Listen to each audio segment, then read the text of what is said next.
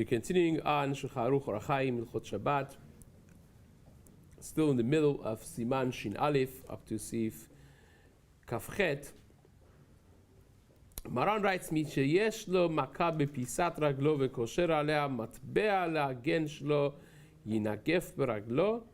A person that has a wound, a bruise on at the bottom of his feet, and he wants to tie down basically the area of the wound not to get damaged as he walks around or gets around. Even though that you want to use a coin to keep this safe and also push down on it in order to perhaps alleviate the inflammation, that would be mutar latzet bo. The Mishna Berura explains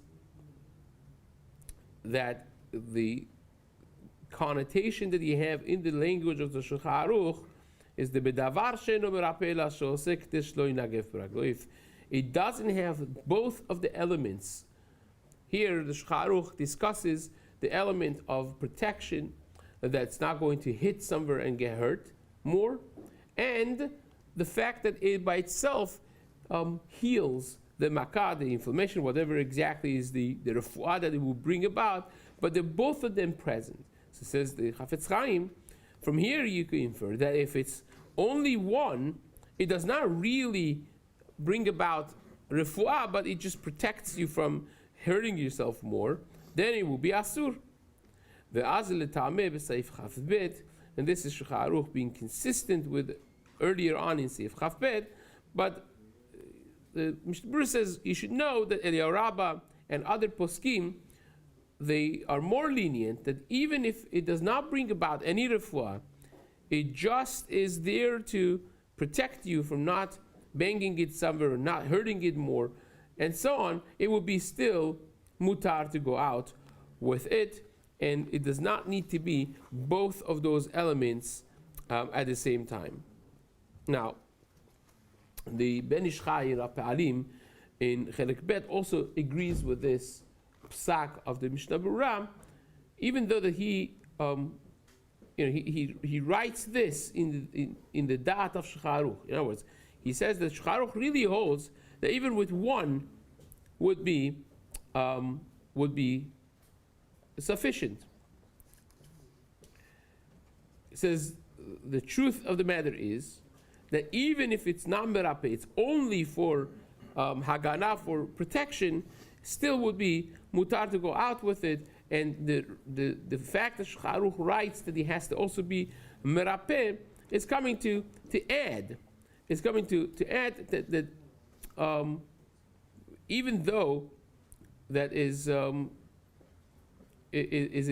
bruise there that you're putting this coin, it happens to be that in this case is merapeh as well. I think that's how the Ben Ish Chai there sets it up, but he definitely says that halachically speaking, it doesn't need to be a merapeh, even if it's a bandage, just in order to protect the wound from getting dirty or from banging to places and getting hurt more, still would be sufficient. It would still be considered something that is permissible according to halacha. Says the Shulchan Aruch, hayotze betalit mekupelet al ktefav. If you have a folded talit on your shoulders, that means that you put it on your head, and now you took all the back area of it and you brought it back up on your shoulders, chayav. That is considered carrying on Shabbat, and it's a problem because once you are mit'atef v'talit and you are covering your shoulders and your body, if you pick up a part of it, it's going to be like carrying it. It's not the way a person wears it necessarily, and therefore you would be in transgression of carrying on Shabbat. Now, but if it's not folded, אבל משולשלת ברוחבה למטה מכתפיו. But you have rolled it down, so to speak, below the shoulder area in covering your body, then it's mutar. Because once you are properly covering your body, that you're covering your body and your shoulders, even though that's not completely covering your body, it's a little short, still is mutar. If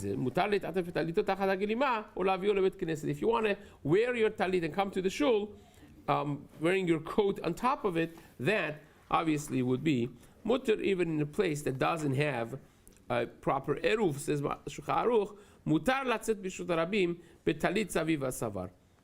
You can go out in the public domain with a talit that is around your neck. Now, this needs understanding, because we just seem to say that if you have it folded on your shoulder is a problem. So what's the difference having it on the shoulder and having it around your neck? And the Mishna Berura right away notices this apparent problem. It says, En ze soter leseif hakol. This is not a contradiction with the previous seif. The mayri b'medinot shenahagu latzet ken bechol bebatehem. We're talking over here about a society in which the minhag is that that's how you wear it. It's like a shawl. That's why it's mutar even if it's folded and wrapped around your neck. The derech malbush sham. This is how the people wear it, and therefore it will be mutar. That's the example of that is the sudar. It's like a handkerchief or a scarf that people would wear around their neck, which would be mutar according to the Shulchan Aruch. Now the Vilna Gaon seems to explain that this seif in Shulchan Aruch, that you're going out with the talit that is around your neck, means the two ends, the top ends of the talit are mekubas umunach saviv savar. They are gathered and put around the neck. Aval shulei tachton shema'achorea haya meshulshal lemata. But the two other ends of it are actually covering the body. On the bottom is like a,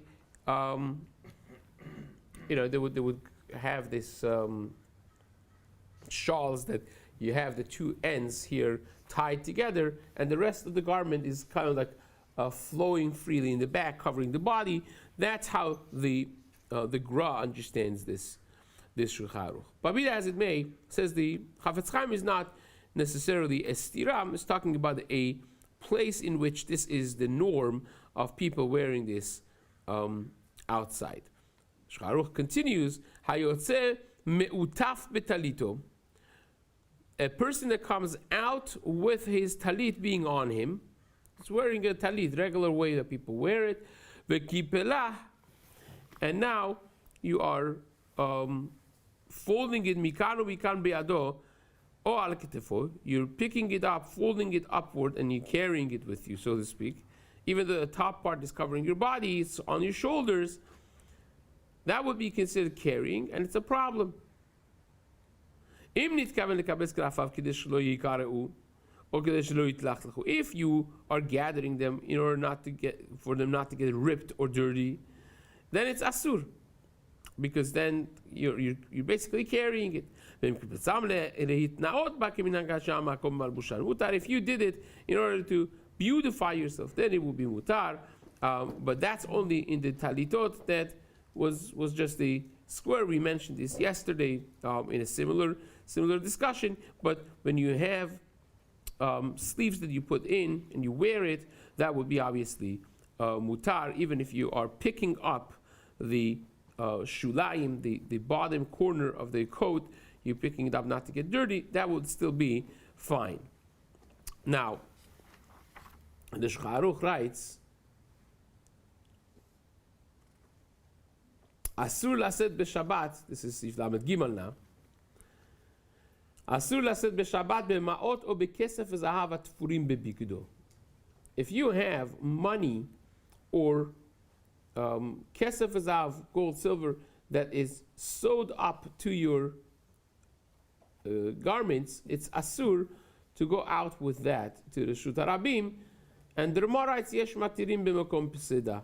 There are those who are lenient when you're going to lose, because you're afraid that if you don't go out with this and leave it back in your house, they're going to come to steal it from you if you leave it back in where you were staying and now you're leaving. Therefore, it's mutar to take it. It's considered makom peseda. And the Rama ends, V'chen noagin la'akel, the minhag is indeed to be lenient, im sarich latzet, if you have to go. Aval im yuchal liyot yoshev bebayit v'lo latzet, if you don't have to go out, then sit in the house basically and protect it. Don't go out carrying this on you. In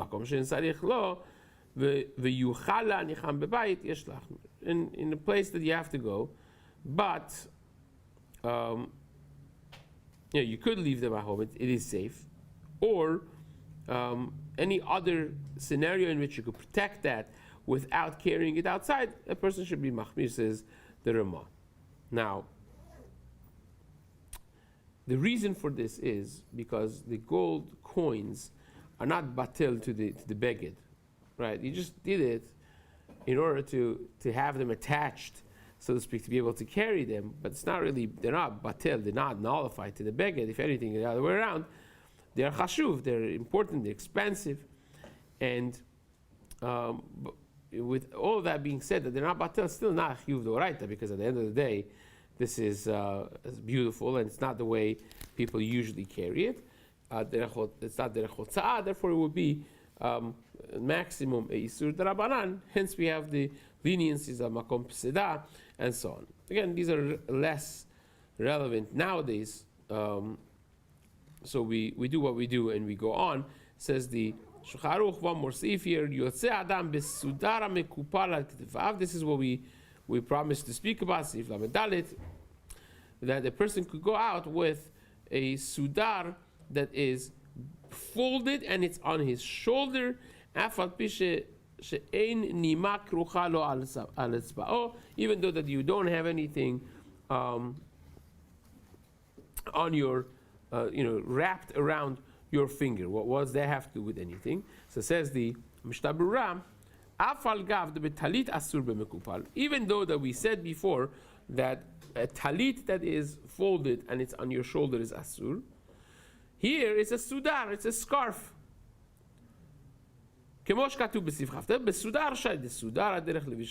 Because in weekdays even, people usually wear their scarves like this. The talit people don't, but scarves people do. They fold it and they put it on their shoulders. This is all talking about a society in which people actually wear things like this, and therefore it would be doable. So says the Shulchan Aruch now, Afar pi she'en nima krucha lo al etzba'o, de'ika leman da'amar b'gbarat ba'inan davka kshenima yotze ma'asudar ukrucha al etzba'o lahachziko shelo yipol miktefav. There is a shita in the Gemara that you should have a string attached to this scarf that is held in your hand, tied around your finger, and this kind of like holds it from falling back. And we don't paskin like that. We don't necessarily need to have anything attached to it or attached to your finger to make sure it doesn't fall. We're not concerned about that, and that would be mutar. One more last halacha over here. Mutar seif lamed vav latzet b'Shabbat b'shnei malbushim ze al gav ze. It's mutar on Shabbat to have two garments worn one on top of the other. Ben lesorko ben lesor chavero. Even though that you don't need it yourself and you just wanting to carry it from your house to his house, but you're wearing it, it fits you and all that still is fine. Ben shem shnei chalukim, ben shehem shnei sarbalim. If it's two shirts or two coats, ben shem shnei chagorot, or if it's two belts, one on top of the other. Va'afilu en malbush even if it's not